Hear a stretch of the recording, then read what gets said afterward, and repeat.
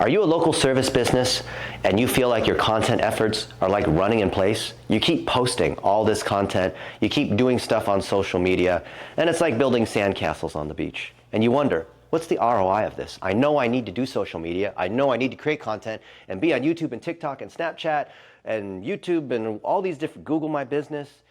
In today's episode, we're going to show you how content is effectively made, how to measure the ROI, how to find what we call your greatest hits. We're going to talk about the content factory, which is how you can have content that's structured the right way, that's reusable, instead of being on the content treadmill where it's like, October content, November, December, and now it's Valentine's Day and you're on the content treadmill. I'm Dennis Yu. I'm your host of The Marketing Mechanic. This is episode 3. In episode 1, we talked about entities, the structure of the internet, the big database of all the things that Google and ChatGPT and Facebook and whatnot look at. In episode 2, we talked about the geo-vertical grid, so that you as a local service business, maybe you're a Denver roofer, how do you fit within that grid with signals that are so real and authentic that a spammer couldn't do it? And therefore, ChatGPT and Google and other engines look at this and say, this guy deserves to rank. So when someone asks, who should be building my pool in Miami? Then Master Touch Pools, because of Nielsen Silva and all those different signals. If you want to get caught up on those foundational components, watch episode 1 and episode 2, and then come back here to episode 3, where we talk about the content factory. You know what happens with content? People just produce all kinds of content, and there's no structure to it. It's like taking a puppy, taking a poop on the floor. And because you have these people that are telling you, you should be on TikTok, and you should be singing and dancing, or you should show your technicians out in the field, on the roof, doing their thing. You should tell your why story. You should become a YouTuber, because YouTube is where it's at, or TikTok's where it's at, or whatever it is, right? And it's not like any of those things are wrong, but consider this. Most people are on a content calendar. What happens with the content calendar? Well, you produce content according to, here's October and you have your Halloween content. And when that's over, now you're November and you're getting ready for holiday sales and now it's December. And so you keep cycling through month to month to month. And then you come all the way back around. And now we're in 2026 and we repeat the same cycle. There's, Valentine's Day and July 4th and all these different things over and over and over again. And so this content is based on the newspaper periodical must publish every single day. You open the New York Times, you expect something new that happens today, right? But do you remember what was on the New York Times 3 days ago?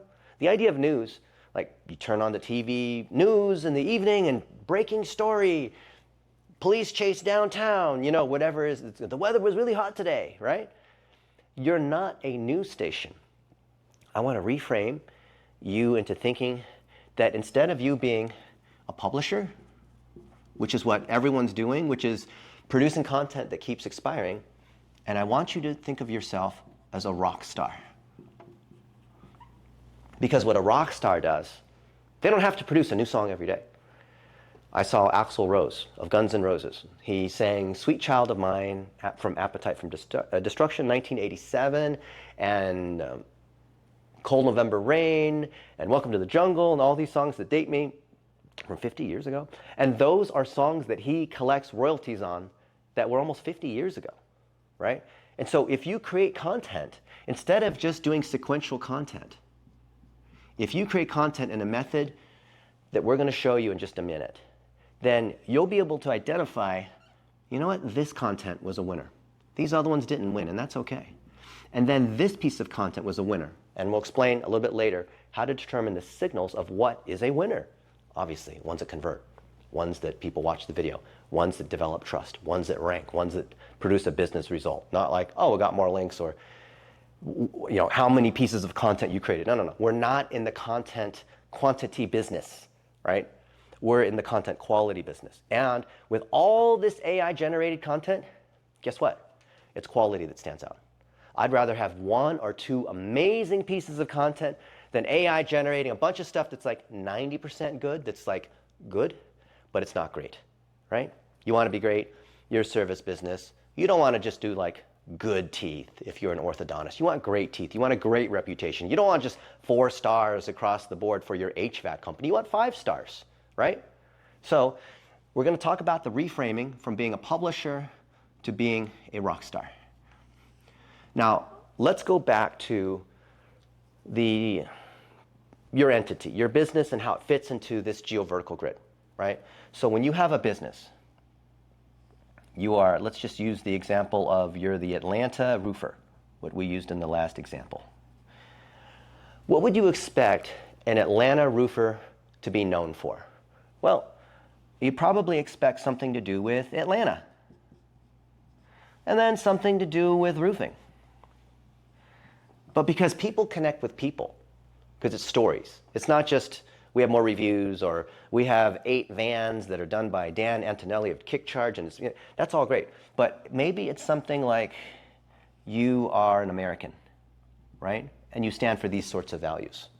Or you really like doing, hunting and fishing, because that's just part of your dad was doing that, and this is how you bring your family together out on the lake house, and you guys, have built this thing in the summer, right? And there's other things. Maybe you believe in Jesus, right? And you're not ashamed of the gospel. And that doesn't please everybody, but you're not trying to please everybody, right? And so you have these different topics, and these different topics are tied to different people. So in Atlanta, certain people. And those people are already known for being in Atlanta. Now, they don't have to be the mayor. They don't have to be someone on the Atlanta Falcons, like a celebrity. Just other people in Atlanta that you know. And other people that are in roofing, like we talked about in the geovertical grid. And there's other people that you really like. Maybe you like Donald Trump Jr. Or maybe you like certain I'm not saying go into politics or whatnot, but there's different things that show who you are as a person, who your co-founder, who your executive teams, you like to do certain things. Tommy Mello loves to play Golden Tee, and he said today that, praise Jesus because I don't think anything's by accident, and, God gave me this gift because, to help other people and create lots of millionaires, and so that you're always connected to other people that are authoritative. So consider this structure of the topic wheel. So here's what's going on. On the outside layer, you have people. Now remember we said in episode 1 that ChatGPT is putting more trust into who is saying it than where it's being said. So if a particular person is trustworthy on a particular topic, that trust flows to that. So, we have Lance Bachman in roofing, right? Or we have, Leland Smith, and let's just say he was over here, right? And so these are people who are already authoritative, not just from a search engine authoritative, but they actually are. They've done the thing, they're well known, they maybe have a big YouTube channel. There's many ways to demonstrate that there's authority, right? And so you're doing what Danny Liebrand does so masterfully. You are harvesting authority from people who are, instead of you trying to build it from scratch, you're merely connecting with other people who already have authority in these other areas. And some people are like, well, I'm a roofing company. I should only talk about roofing and residential roofing and commercial roofing and what's the cost to replace a roof and when the insurance company denies your claim and how do you know what a roof should cost and what kind of shingle is the best. And yeah, you're going to have that, but think about any major decision that you have made. Probably had to involve your wife. It was an emotional decision. Think about anything. You wanted to buy a car, and I really want to get the new Corvette because it's better on gas mileage, right? No, it's because you wanted the car. Any decision that people make, if you're honest with yourself, is an emotional decision. Everything to do with your house. Everything to do with who you are. You make these major decisions like who you're going to choose to be your doctor. Can you really tell who's the best heart surgeon? You don't know. So you just choose based on who you like, what your friends say.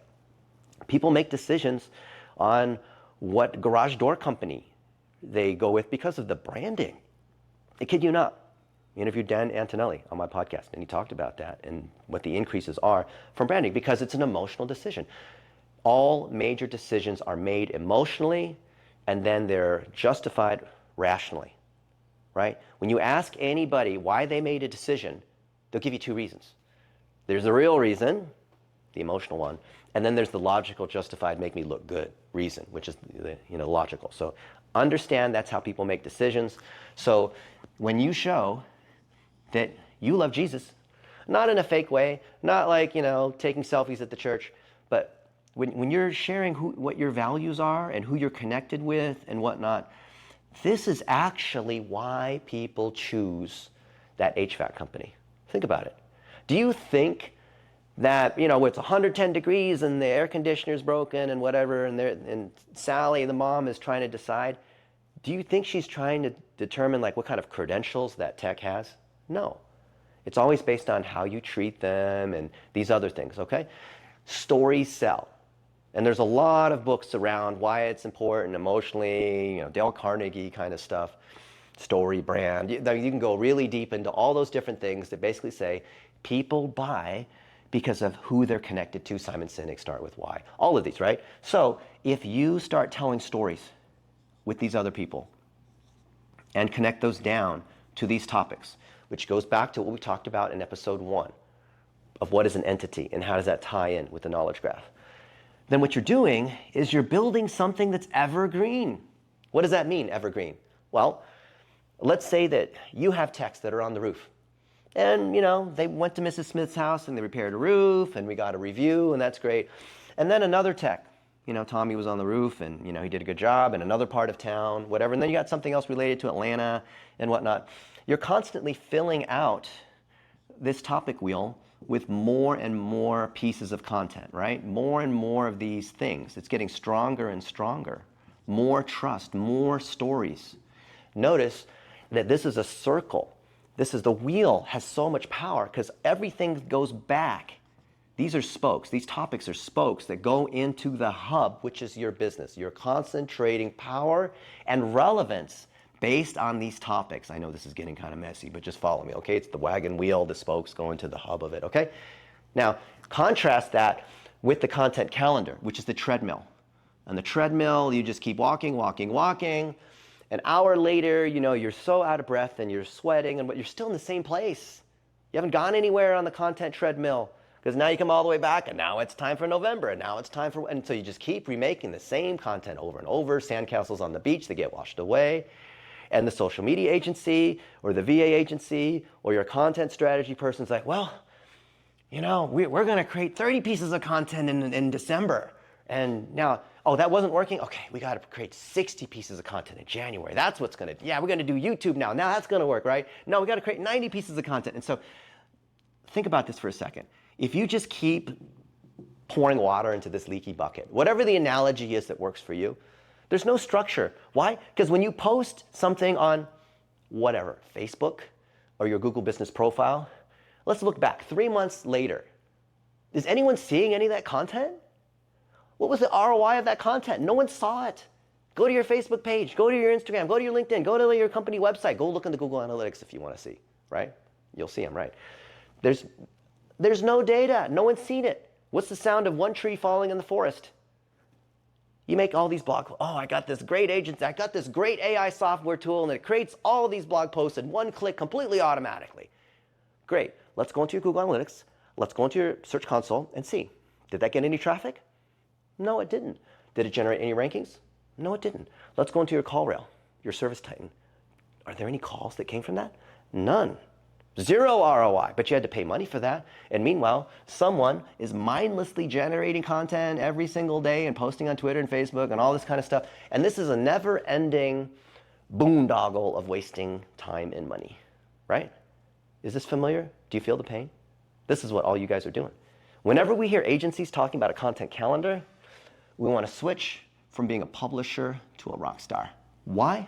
Because when we create content out here, we'll find, for some reason or other that we can't know in advance, but in hindsight we'll say, that one story where, you were at the church potluck and, this one thing happened, right? Just sort of impromptu. Whatever, something. I can't think of a great example, but something happened, right? Or you made Mrs. Smith really happy and she said this one thing that was so funny, right? And then people shared that. Well, those things become greatest hits. If it works, what should you do? More of it. So create another piece of content that's just like that. That's just like this one. What was it about? Was it the topic? Was it who was in here? Okay, create more content related to that. I mean, whatever's working, do more stuff related to that. Was it the topic, this background, the person?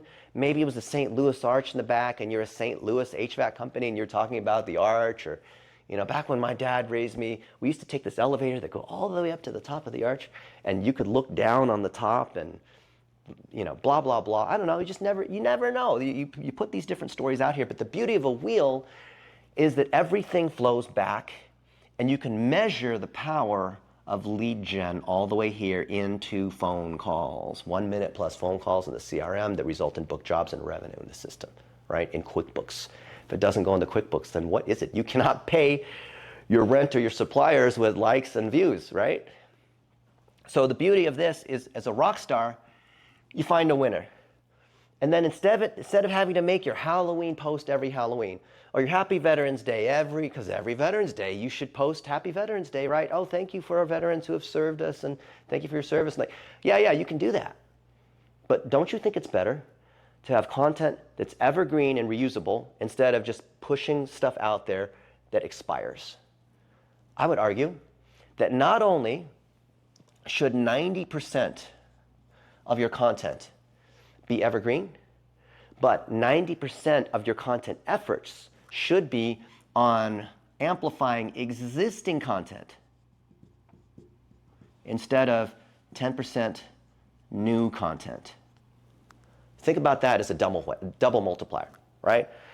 A, we're not publishing news. I mean, you can, we have a new announcement. We just, opened a new office somewhere. Okay, great. Oh, so-and-so got promoted. Oh, it was the secretary's birthday. Okay, great. Fine. But the majority of your effort should be on the topic wheel because it builds reinforcing strength. And not only that, of this 90%, it's not that you're trying to create new content against this 90%. It's you're trying to find an existing winner, and you're trying to get more out of this winner. Would you not agree that it's a way higher ROI on something that's proven to try to tune it and squeeze a little more out of it than it is to come up with something completely new, right? And it blows my mind. Maybe it's because I'm a math, data, search engine engineer guy. I look at this and say, well, this is obvious. Well, you got 100 pieces of content here where other people have created content about you, which you probably didn't even inventory. And you have content that your people have created, which is probably not even in one place, which is crazy because it's like, can you imagine like talking to your accountant and you don't even know how many bank accounts you have and how much money is in each one, and like it's a disaster. How do you file your taxes, right? So if you understand where all your content is, which is content people have said about you and what you have said, and which ones are the greatest hits, then you can make more content, but then there's the next stage. And this is what I've made my career on. And this is called amplification. And other people will call it dollar a day. You could search dollar a day, Dennis Yu, and you'll see that there's a whole set of courses around it. So you have winning pieces of content. So what do you do about that content? I mean, you can make other content kind of like that. Larry Kim calls that making unicorn children, right? You have unicorns, you want to make unicorn children. But think of it this way. Let's say this is one thing that you posted on YouTube, right? Well, you could run ads against this, right? So if you had a bunch of pieces of content that you just put out there organically, and let's just say we took this topic wheel, we unraveled it into a straight line, and we boosted some of them for $1 a day for 7 days. So we're spending $7 on each piece of content. $7 on a Facebook post, $7 on a YouTube, $7 on a Twitter, $7 on whatever it is, to let the algorithm determine what is getting the highest engagement, what's the highest relevancy, what's causing people to actually come to the site and then click around and eventually fill out a form to get a quote or to call the phone number, right? There's all these different signals to see, are people engaging? Not just did we get views, not just did we get clicks. We're not trying to be social media famous and get 1 million followers or nonsense like that, right? We're talking about HVAC businesses and roofers and electricians, right? So if we have these different stories and we boost them for $1 a day, what we're going to find is 1 in 10 will end up being, for some reason, in hindsight, becomes a winner. And that's just how it is. So it's a 90% fail rate, but that's okay. So you put out 10, one's a winner. And then you're going to put $5 a day against that for 7 days. So now you're going to spend $35, right? So people are like, well, this is like some magic formula. Will this work? And other people say, like, yeah, I've tried it. It works. It's amazing. All this is a testing strategy. It's literally testing for the smallest amount of money. And it has nothing to do with YouTube or LinkedIn or Facebook or TikTok. It doesn't matter, because all of the social algorithms are always trying to show, because it's free to the users, meaning their news feed is trying to optimize to whoever wants to engage. Provided this content, and I'm not saying the content should be like puppy photos or something, right? Because that always gets the, the children playing with dogs, or that doesn't send the right signal. If the content is relevant and it ties back to you as an Atlanta roofer in some way, instead of being like a blatant advertisement, but still somehow they can tell, like in the content, it's like, oh, in Atlanta, here's what we're doing, right? That, oh, it's Atlanta. The engagement on the content is actually what drives the targeting. And for anyone that's run Facebook ads at scale, I mean, we did this at scale for Starbucks, for Nike, for Ashley Furniture. If you Google it, you'll probably find the videos that we posted that were internal, where we had the head of digital from Ashley talking about how great this was. He also spoke at Social Media Marketing World. We put him on stage. But we found that if the content fit into this structure, it wasn't just randomly, this appears to be structural, but it's not. It's actually just random content. It's not organized in any way, except by date. That's not, I mean, that's like organizing all the books on your bookshelf by what color it is. Like no, it should be by topic, okay? So when you find these winners and the content is topically relevant because it fits inside the structure, now you have something that will continue to run forever. So fine, you posted this on Facebook, and now we'll continue to run for $5 a day, right? Because it's a winner. It'll continue to run, this one, on YouTube for $1 a day. Yeah, but why don't we increase it to $10 a day or $100 a day? Whoa, whoa, whoa. Because we're only trying to target that very, very niche audience. So let's just say you made a post around, you know what? I used to work 80 hours a week, and I burned myself out. I damaged my health, and I wasn't there for my family because I was always tired. And I realized, you know what? When I took Sunday off and I spent time with my family, I didn't feel guilty about that anymore, because I know that if I don't take care of myself, I can't take care of my team. I can't be there for my family. And I'm not in this business to try to work myself to death. And that's why I believe that it's important, even though we're all working super hard, that if you don't take time to tune your body and take care of yourself, you're going to burn that engine out. We're here to run a marathon, not a sprint. And that's why we believe in long-term relationships here in Atlanta. We serve the community. We are here. We do everything we can to make sure Mrs. Smith is happy, right? And we're in our community where you can see our trucks are all around, and there's other people that might be better HVAC technicians, and of course we hire people who are competent, but we really care about people who believe in our core values first, because we can teach a tech how to do something, but we can't teach their values. And our hope is that you see that because we operate based on these principles, we might not be the cheapest game in town, but we absolutely care, and we always do a great job. We don't take shortcuts. And that's why we believe values are important. We're not ashamed of believing in Jesus, right? We're not ashamed or feeling guilty of taking Sundays off so that people can spend time with their families, right? I'm Sam, and I am an Atlanta roofer. I run Atlanta Roofing, blah, blah, blah, right? So imagine if I mention something about Atlanta and roofing and Jesus and whatnot, and I make a video kind of like what matters to me. I didn't say, hey, call us now and we'll give you a quote on your roof. No, it wasn't that. I'm connecting with people. That's how people make decisions. Think about any decisions you made. It's always based on that connection, right? And then when we take this, whatever, let's say it's this one, and then we boost it on Facebook, and other people, so do you think the algorithm understands what you're talking about? Like, have you ever been at lunch and you're talking with a friend about something, and all of a sudden you see an ad for that thing, right? oh, it must be a coincidence. No, Facebook and YouTube and like all of them, okay? Don't think it's just like TikTok or whatever. Like the algorithms are picking up on that information on who's engaging. I mean, YouTube, same thing, doesn't matter, American or Chinese companies, right? And so when that engagement signal is here and you're talking about Atlanta, and you're talking about people that are in your roofing company, right? But not in a commercial kind of like, buy my stuff right now on sale, 20% off, $100 off if you do the thing right now.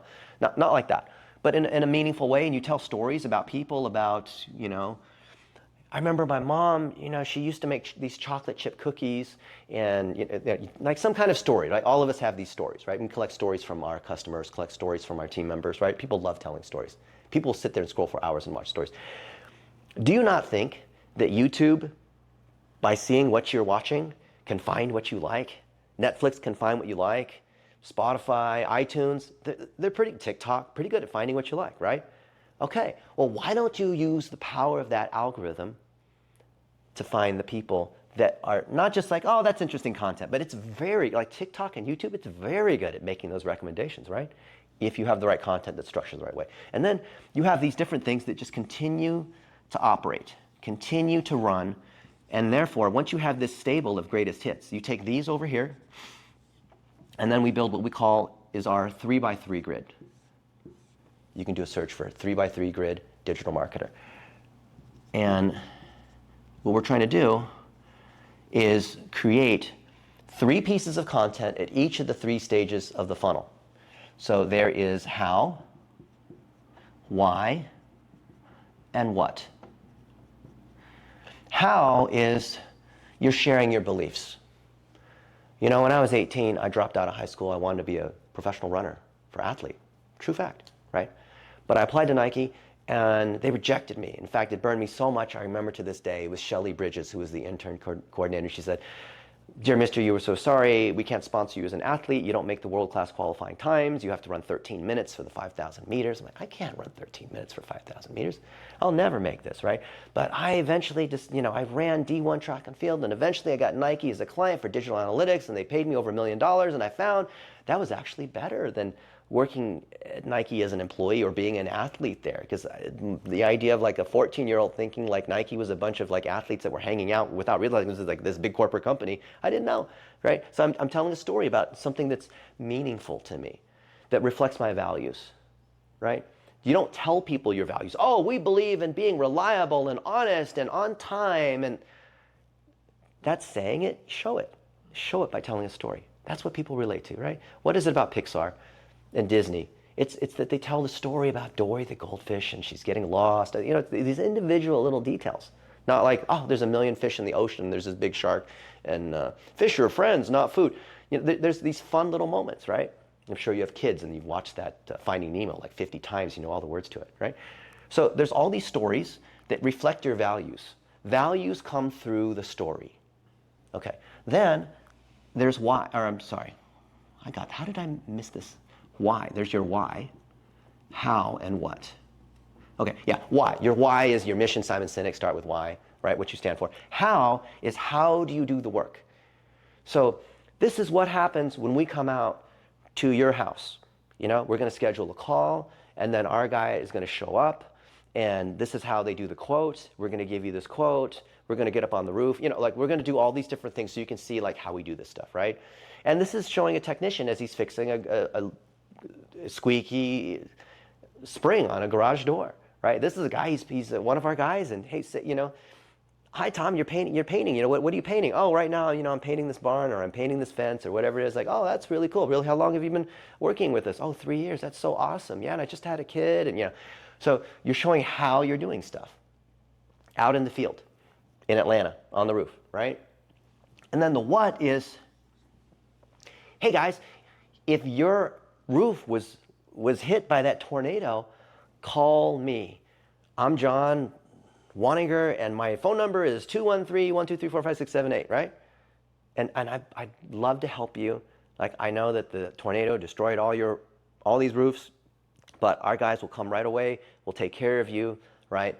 And we'll make it like it never happened. Like, we know how to deal with the insurance company. Our guys are professional. We know exactly how this thing works. Just call us, we'll take care of you. We've been serving Atlanta for 28 years, right? So that's a commercial. That's what everyone else is doing, which is a what. But you know what makes the what work? It's when you've also said how you do it, so you're not some stranger. And they also understand your values because you talk about why you're a roofer. So when they do a Google search and they find 38 other roofers in Atlanta, they all look the same, ABC Roofing, right? But they're gonna go with the one where I feel like I identify with that guy. Like this guy seems like if I invited him to my house, like I feel like he would be polite and not like rub dirt on the carpet or let the dog out into the street and leave, like not care, right? Or show up with all these tattoos and no, I feel I get a sense of like, okay, I think I feel like I can trust them because we also share these same kinds of values. So the why goes to the how, which goes to the what. If you make a series of these different videos, you make the three best ones here that are why, the three best ones that are how, and the three best ones that are what. Guess what Facebook, YouTube, Google, all these other guys do? They do something magic with their algorithm. What they do is people will come through different stories, right? Some people, the algorithm will say, you know what, story number 2 applies to Danny. Story number 3, that's the one that really goes for Tommy, right? And then Tommy is a kick the tires, I need all the facts kind of guy. So he's going to want to consume all these different stories in here, and then this is the way he buys.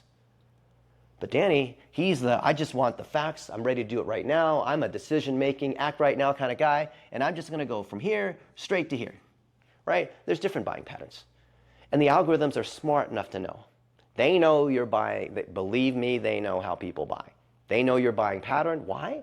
Because all of these guys make money off of advertising, and the advertising is driven by sales. So they know who puts in their credit card. They know people who just shop around all day long and never buy anything, right? They're willing to sell leads to people who just want leads because those people might not ever buy. But if you send buy signal, then they're gonna like, okay, well, I actually want these people. So how do I find more of these people? Well, I need the kind of content that goes down this path. If I see that particular path, then I need to create more content around this and this, and I'm gonna put more ad dollars on this, right? And then you start to see a pattern, and the idea of your greatest hits, you're a rock star, is you have performing pieces of content that have gone through this testing cycle, and this is not a Facebook thing, it's not a YouTube thing, it's not a Twitter thing, it's not some hack that happens to work for a little while, but then the loophole gets shut down. This has been working for 20-something years. And we wrote the best-selling book in TikTok using the same principles. Same stuff that we learned on Google, same stuff that we learned on Facebook. Because it's not a hack. It is a fundamental statistical significance testing methodology. In other words, put stuff out there without prejudging what you think the winner is. This is the trouble with small businesses. They'll make this content and they'll just preordain this one's the winner. Are you sure? Oh yeah, this one for sure is better than these other ones. Okay, and then we put a little bit of traffic, because if you don't put a little money against it, then you're relying purely upon organic. And now you have a chicken and egg issue where if you have a small site, a small social presence, you're not a big media publisher, whatever, you never get enough data to determine what's statistically significant anyway. Does that make sense? You've got to get enough data. So what is dollar a day? Let me just give a taste of the data. So $1 a day, so $7, what can that give me? Maybe like 400 impressions, maybe 300 to 400 impressions, depending on what the network is. Do you think 400 people watching one of these videos or carousels or whatever is enough to determine whether this content is interesting enough that people will continue to watch and stay past 15 seconds? Like on Facebook, that's called a through play. At least 15 seconds or to the end of the video, whichever's longer, right? Or YouTube, they call these things true views, right? All this is a signal, and it's not a pure conversion signal. It's just to see, like, is this even relevant enough that it's worth testing to go even further to see if these things stack in sequence to eventually drive a sale. So we did this for a major electronics company that you know, but I'm not allowed to say, but it's a big electronics company. And we found, so you've heard in modern marketing and advertising that it takes 7 touches, right? You've heard that. 7 touches on TV, like you got to bang them over the head 7 times on radio, 7 times direct mail. You've heard this, right? Well, we did some research together with Facebook, and we found the new number is 60, not 16, 60. It takes 60 touches. So that takes a lot of content. Why? Because the amount of searching that people do, the amount of stuff in the news feed that people scroll through, the availability of information when people are just looking through Instagram and they're doing shopping, TikTok shop or what, and I'm not just saying for the young adults. This is for everybody because they're having all these conversations with ChatGPT, and ChatGPT is doing all these queries on their behalf and making recommendations. So those count as touches too, right?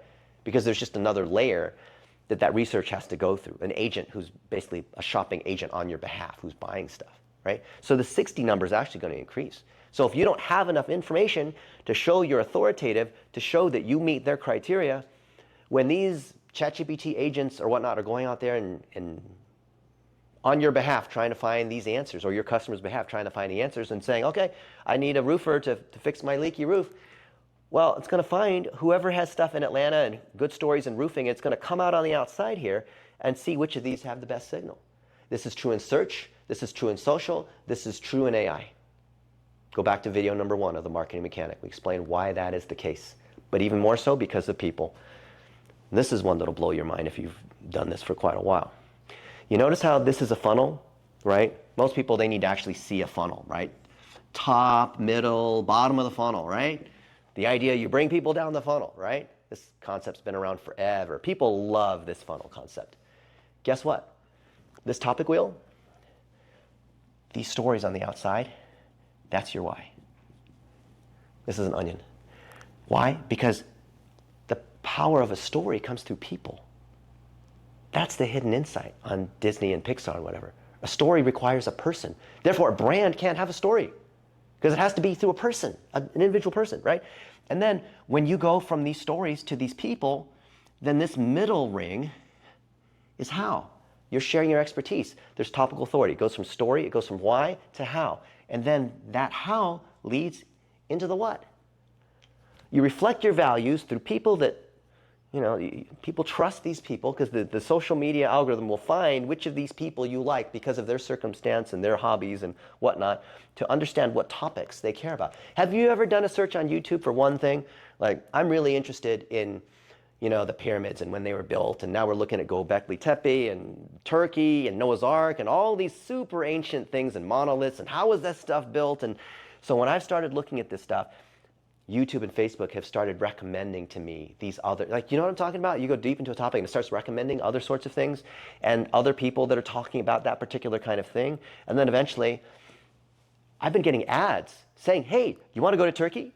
We have a tour thing. You can for $10,000, this guy, who's the guy you saw in this video, because oh shit, I've been watching this guy who's talking about all this weird stuff, and I've been watching, I feel like I know him. I've watched hours of video with this guy, and I didn't realize he's got a tour company, and I can pay a lot of money and then go on a tour to Turkey with him.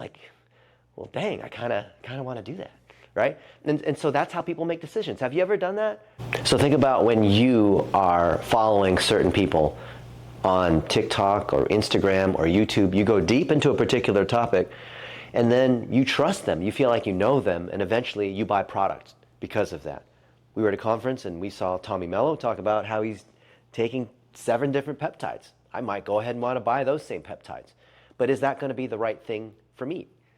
So just because you trust someone in a particular topic doesn't mean you should necessarily do that same thing. And therefore, who is giving that recommendation? If that's close enough to your situation, then that is something that is relevant, right? Not just because you like someone, but because you have a particular problem that you're trying to solve. And the idea of this funnel that goes from why to how to what is really a built-in hidden problem-solving mechanism. Because when you identify with someone because there's a challenge, because I want to run my first marathon, because I want to have a beautiful house that all the other housewives would really admire and be jealous of, then there's a mission to achieve. There's a problem to solve. And therefore, there's topics that we have to conquer. There's knowledge that we need to have to be able to take certain steps, which include hiring a roofer, which include going to Home Depot, which include asking your husband for permission, right? Whatever it might be. So this journey of making a decision is actually very messy, because it is precluded by a lot of wandering around on social media, exploring different topics, which eventually then trigger the need to buy something because of trust. I mean, certainly emergency plumbing, the roof collapsed, HVAC because it's hot outside and the air conditioner's broke. Okay, certainly for that. But when you build this kind of trust, and then the moment happens, and then they search on Google, if you've already pre-built this trust, and they're looking at 38 other HVAC guys, they're going to choose the one that they trust. And therefore, you avoid this bloody battle of PPC and LSA. What we've seen in the last few months is that people will go to ChatGPT and have these conversations before even going down to the $50 a click Google kind of situation, right? Because ChatGPT already pre-intercepted that before it became a query on, fix my roof Atlanta, right? So people who are complaining about their ads not being as effective, is it because they're not tuning the landing pages and they're not converting as well, or somehow there's less traffic or the cost per click is high? Or is it because the relevancy and quality score, which are assigned by Google and Facebook, is lower because they haven't developed this top and mid-funnel trust? Usually what we've seen is the issue is somewhere top and middle of the funnel, but people who don't see that will think, well, the issue is I need to sell harder. I need to have a stronger offer. I need to be more aggressive. The salespeople that I send out, they got to take these sales courses by Grant Cardone on how do you close. Yeah, that's one way to do it. But this is more based on reputation. This is more elegant. This is longer term. This builds community. This causes people to want to refer their friends, right? It depends on what kind of brand you want. If you want a storytelling brand where it's sold based on values, not based on door-to-door sales techniques, then this is a long-term way to be able to build content that continues to collect stories from the community. As you continue to collect great reviews, as you honor your staff, you honor people in the community, you'll build relationships with other HVAC guys, other people in Atlanta, other people at your church, then you can feel good about what you're doing. And that ties back to your why. So the why is not you being a public figure, you being a celebrity, or all about you and your lifestyle and how you're making money. No, the why is how you serve. And when those values get communicated through how you do the work, a day in the life of, that's what this how is. You ever see like this old house, or kind of the step-by-step construction or building of something, and people follow? I mean, certainly you follow along things like this too, right? And then you follow them on the journey, so when there's the payoff, you feel like you also won. This is a storytelling framework. Some people call it the hero's journey or the three-part arc, where in the beginning there's Rocky, and you identify with him, he gets beaten down, and then eventually he wins. And then you feel like you won. Eventually Harry Potter kills Voldemort. You're like, yeah, you feel like you're on that journey. So when you have built up the story and then you share your expertise, by the time they get here, because they've already consumed other content along the way, they've already come through this topic wheel, by the time they get to what would look like your sales pitch, they already know, like, and trust you. Then you don't have to hard sell. Then you don't have to say, call us now, right away. We answer the phone right away and it's an emergency, or, big red letters or weird sort of tactics to get people to buy. You don't have to do that. It's the difference between a warm referral versus knocking on someone's door. And if you believe that building these kinds of touches over time across all these different channels is better than some kind of hard-hitting direct mail tactic or some AI tool that has some shortcut, you're going to find that this has a lot of longevity. Okay? Now, we've talked about why content into the structure of a topic wheel is more powerful than content that's just made in a treadmill, because this is all thrown away. We've talked about how $1 a day allows us to do some basic identification of content that's working. So the best 9 pieces of content out of here, this is your greatest hits, it's a 3x3 grid. Now how do we take it further? Well, we need to have an ongoing process. We talked about how if we have these certain winners, not only should we be spending 90% of our time on evergreen content, but we should be spending 90% of our time on getting more out of existing content instead of trying to create new content, right? So it's a doubling upon a doubling. So the last step is optimization. And this deserves its own session of the marketing mechanic, and we'll go over this one a bit later. This is arguably the most powerful.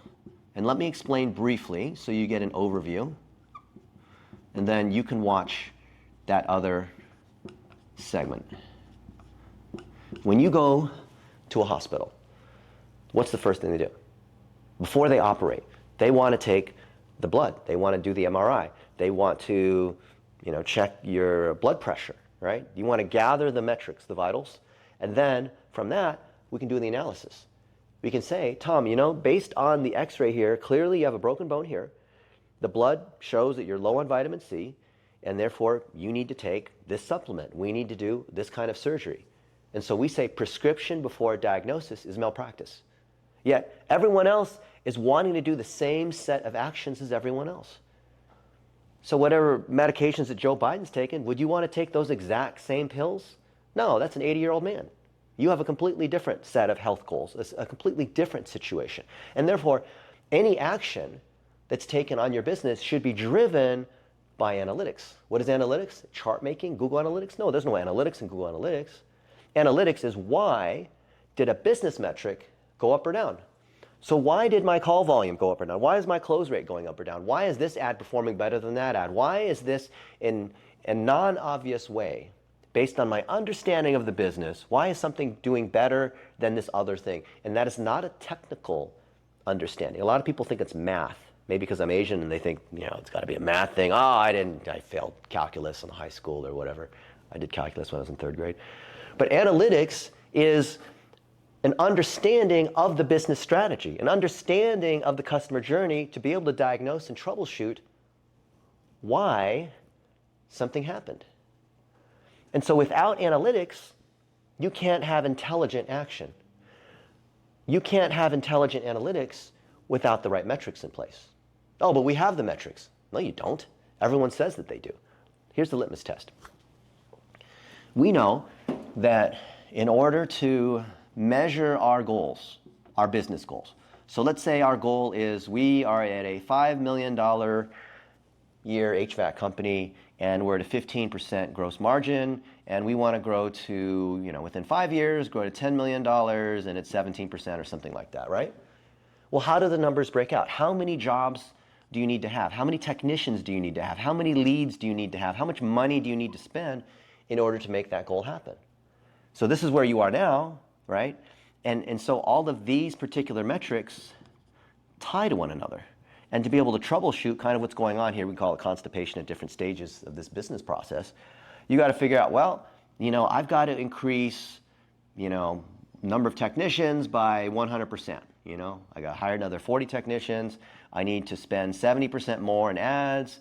I need to increase my close rate. I need to, there's these different goals that I've got to be able to hit.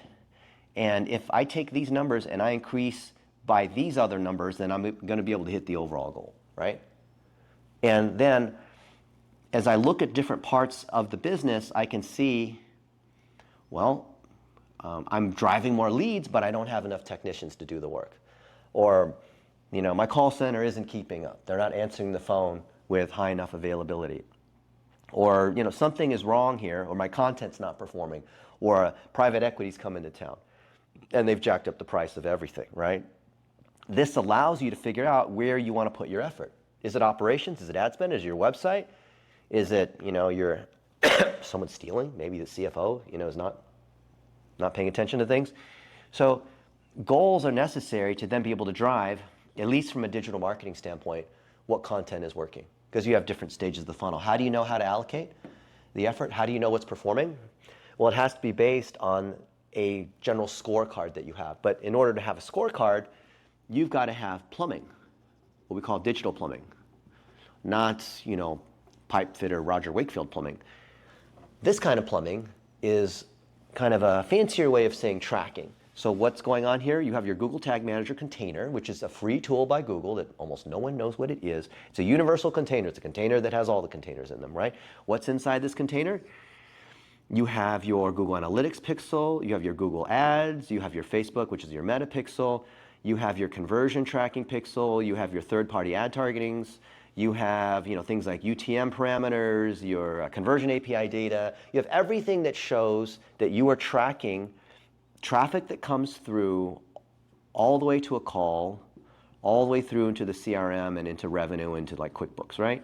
You're having to track it all the way through. If you don't track this all the way through, then when your ad agency comes in and they're running ads, they're going to say, things are going great. We're driving leads on Facebook at $9 a lead. And you're like, yeah, but these leads are all out of state and they're low quality and they're low income and they're not qualified and they're hang up wrong numbers or whatever it is. It's the wrong, we don't do that kind of HVAC, right? Well, as far as Google or Facebook or wherever the money's being spent, they think it's fine because you're just measuring against a call or against a lead. You're not tracking it all the way down here. See, so usually, most of the time when we see that it's low quality leads off of Google or Facebook or TikTok, it's not because there's a problem with the social network. It's a problem of the user where we're not passing through this lower funnel signal. The lower funnel signal, because otherwise a click is a click. I've seen so many campaigns we come in and we see they're optimizing to clicks. The ads are based on maximized clicks. Well, what is Google or Facebook going to do? They're going to try to get you as many clicks as possible. And as far as they can tell, oh, I got you 20% more clicks than last week. We're winning, right? And you're like, no, I'm actually getting less calls. But you're not passing through that signal through the conversion API. What's the conversion API? It's how you pass that data back to Google and to Facebook and to TikTok. And that's all part of digital plumbing.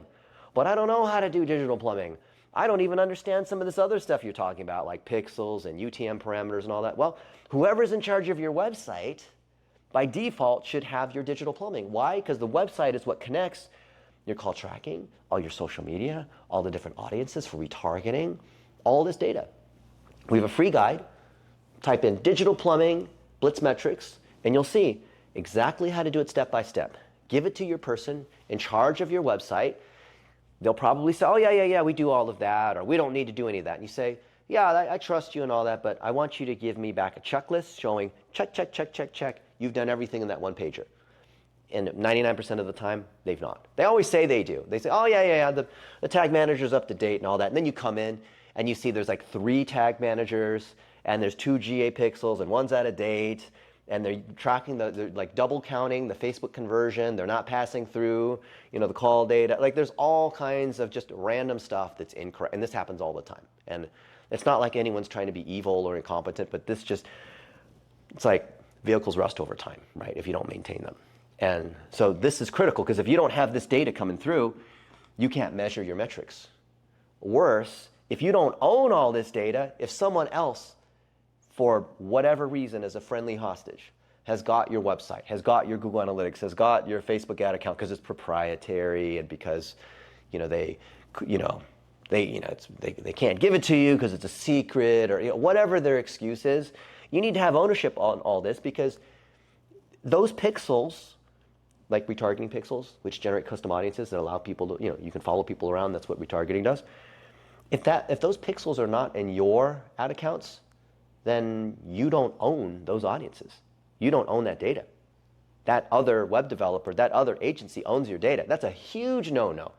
And they'll say, oh, no, we completely abide by Google and Facebook's rules. Well, we've had this conversation many times, and then you could literally ask ChatGPT or Google, find out what the terms of service are for agencies in terms of account transparency and ownership and pixels and transferring and all that. And you'll see that 15 years ago, Google and Facebook said, this has been such an issue that whoever's the one that's spending the money on the client side should have all this data, right? It's theirs. Because agencies were saying, oh, the cost per click and all that's doing worse because it's Google, because Google is increasing the cost of the ads and all. Okay, let's come in and look at the quality score. Let's come in and look at conversion rates. Let's come in and look at ad account structure. Let's come in and look at where we're underserving or we're overbidding. Let's look at where there's other problems. Oh, no, we can't do that. That's in our account. You can only look at this report that comes out of a third-party system that's so, top level, like there's no detail in there to see what's going on, right? So you need this data. You have to own the data. This is like your bank accounts. This is all money. These pixels, the longer they've been seasoned, the more data they've collected, the stronger their ability to retarget. This is money. This, like, I really think of these as like Bank of America and Chase and Wells Fargo. Like, that's how I look at it, right? You just have to own it. Like, of course you have to own your bank accounts, right? Because then you have proper goal measurement. Because without this data, you are making up numbers on your goals. I can't tell you how many home services companies I've come in and look at this and like, oh yeah, we get leads at $63. And then you guys are driving leads at $70. You guys are doing worse. I'm like, actually your leads were at $250. No, our leads are only $63. No, according to the data, this is what it is, right? You might not even know what's actually going on. Like, it might be your branded search terms are actually causing this and you're double counting. Things that shouldn't even be counted and factored in on what the data is almost always goofed up here, right? So it doesn't hurt. Every quarter, come in, audit it. You make changes to the website, pixels drop off, not blaming anybody. But this is something where if this is broken, your goal measurement's broken, your ability to assess how your content's performing is broken, any of your advertising strategies are broken, because this whole thing cascades all the way through. Your ability to optimize is broken because you're starting with faulty data. Isn't it crazy? Because you have this blind men in the elephant situation where people are coming in and there's the content person. And this content social media person is just creating lots of content in a vacuum. Meanwhile, you have the advertising person because they're an ad agency or whatever it is. Meanwhile, you have like the website person. And the website person is doing their website kinds of things, living in their own world. Because it's an agency that just does the websites. And then your CFO, bookkeeper, accounting, maybe it's your wife, is managing this kind of stuff, right? Because you don't want anyone touching the measurement of the money or the CRM or the bank accounts or QuickBooks. Okay, but are you passing data through in the right way so these things work together, from the data to these financials to figuring out, is there ROI on the content? People say social media is free and SEO is free. No, it's not. It costs labor. You have brand traffic. You have competitors. There's nothing is free. You either pay for it in time or money. Either way, you're paying for it, right? And then the ability to figure out what's working. If any of these things are broken in advance, your entire thing is broken. So we call this end-to-end process the content factory. We've been doing this many years. You can see when these videos were first made. It has nothing to do with Google or Facebook or TikTok or whatnot. But every one of these stages, even in 10 years from now, you're going to find they're still valid. Doesn't matter all the latest AI tools, there could be a new social network, whatever it is, because you still have to grab all the data, and there's only going to be more data sources. That's just how it is. It's always been this way. There's more networks. You then take the raw data and you aggregate it into different goals where you're measuring your marketing and your operations, and your finance and your technicians and how many reviews you're getting and all of this, bonuses and equity, all these things around measuring your business, right? That then flows into your content, which is usually where most people start because it's sexy to create content, right? Because you want to be a social media influencer. You don't want to be an influencer. You're trying to drive the business, which means everything's got to tie back to the plumbing and the goals, not content for the sake of content. Oh, well, someone told us we've got to create 30 pieces of content per month. Gary Vaynerchuk said you should make 100 pieces of content per day. Based on what? Because you're just randomly throwing spaghetti on the wall with a blindfold? Oh, you should run ads because it's a pay-for-play system. Yeah, that's true. But are the ads, when you're putting money into the system, are you telling the system what you're trying to optimize to? And if you're doing that, are you testing to the point where you find a winner, which is based on what we call our standards of excellence, or basically your cost per call, cost per conversion, your minimum ROAS, usually like a 10 to 1, right? So a 10 ROAS means you spend, say, like $70 on a lead, and therefore, $700 in revenue, right? $1 generates $10. That's our return on ad spend, right? That whatever those metrics are that you're trying to hit, this advertising needs to fall in line with that. And then finally, optimization. If these first 4 stages are working healthy sequentially, now this is when you win, because if this is already working, you don't need to keep touching it. You just do a little bit of lightweight optimization each week. You don't have to keep reinventing the content every week. In healthy businesses, especially like in home services and in medical, getting your a full mouth makeover, or an electrical problem that you need fixed, or the toilet issue, like a new roof. It's not like this constantly changes, like the new AI changes all the time, right? I mean, yeah, maybe the rules with real estate or, whatever, building code changes, but it's almost always going to be the same thing. So if this is working really well, you don't need to create new content. You don't need to constantly be looking inside the ad account. The easiest way, we've done these webinars together with Google and Facebook, easiest way to determine that an amateur is touching the ad accounts is that they're constantly touching stuff every day, because it means they have no idea what's working. And then every time you touch it, you reset the ad score and quality scores, kick things back into the learning phase and has to restart to figure out what's learning, right? And you never get to the point where the system's learned. And then once it's like getting up to cruise altitude, you want to let the plane cruise, right? Don't put it back on the runway again. You're constantly touching it. It's like planting tomatoes. I used to love tomatoes. Imagine like I dug up my tomatoes every hour to check them by the roots and put them back in, and every hour I dug them back. That's what these people are doing. It's so ridiculous, right? If this is structured properly all the way through, this is a joy. It takes 5 or 10 minutes every week.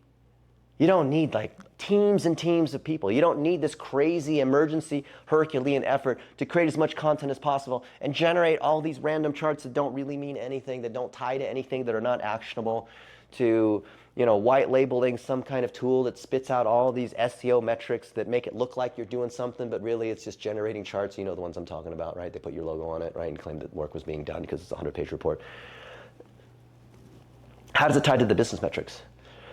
Does it talk about why that business metric went up and down? And then what are you doing based on that? If the action's not based on the why, answering the so what question, if I see charts and data and my CTR went up and my quality score went up or down, my cost per call was, went from $63 to $70, why?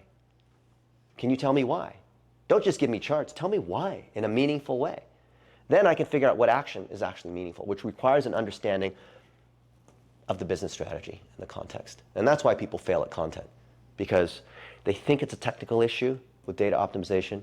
They think it's something to do with pixels and websites, and they play hide and go seek. They have a silo issue because the finance and these kinds of goals are separate from some other young social media girl that's creating content on Instagram or whatnot, which is completely independent of any kind of optimization and advertising efforts. You see how this whole thing just falls apart for most people?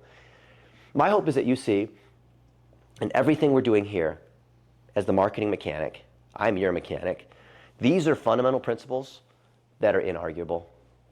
You look at working on a car engine, right? Or working on the blueprint of a house. It's very hard to argue these principles. But how many contractors are unlicensed? How many handymen are out there claiming they can fix stuff and actually they're just goofing things up? That's what's going on in the world of digital marketing.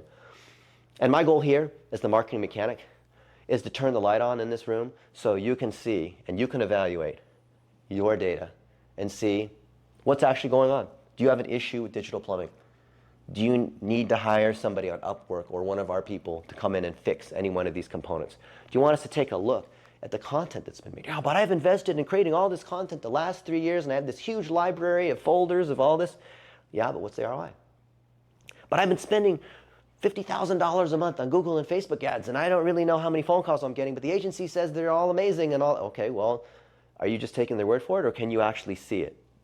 Are you getting a report that shows you where all of the leads and all the calls and all the revenue is coming from? My hope is that all these local service businesses will become data-driven instead of subjective, instead of the witch doctor and the Ouija board. We have real certifications, just like when you got into the trades or when you became a doctor, there was a real certification. If you would like to get an audit, I'm happy to help you. There's a ton of young adults that are certified in this that will run the audit for you. Maybe you have a son or daughter and they can go through all this training, which is free, and they can be your in-house person because you trust that person. I mean, it's more about trust. If you have someone you really trust and they're focusing on your business, and they're reasonably intelligent. This digital marketing thing, I know it looks kind of hard because there's a lot of these components that look scary and a lot of acronyms. Promise you it's not that hard. These agencies that are doing it, they're subbing it out to people that don't even speak English and aren't even trained if you see what's actually going on. Maybe you're talking to a nice salesperson, but that's not the one doing the work, right?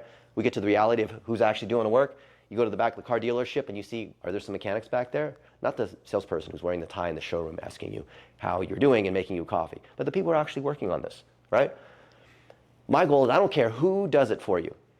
Could be you train your existing agency. Great. Oh, I've been with them for years. Awesome.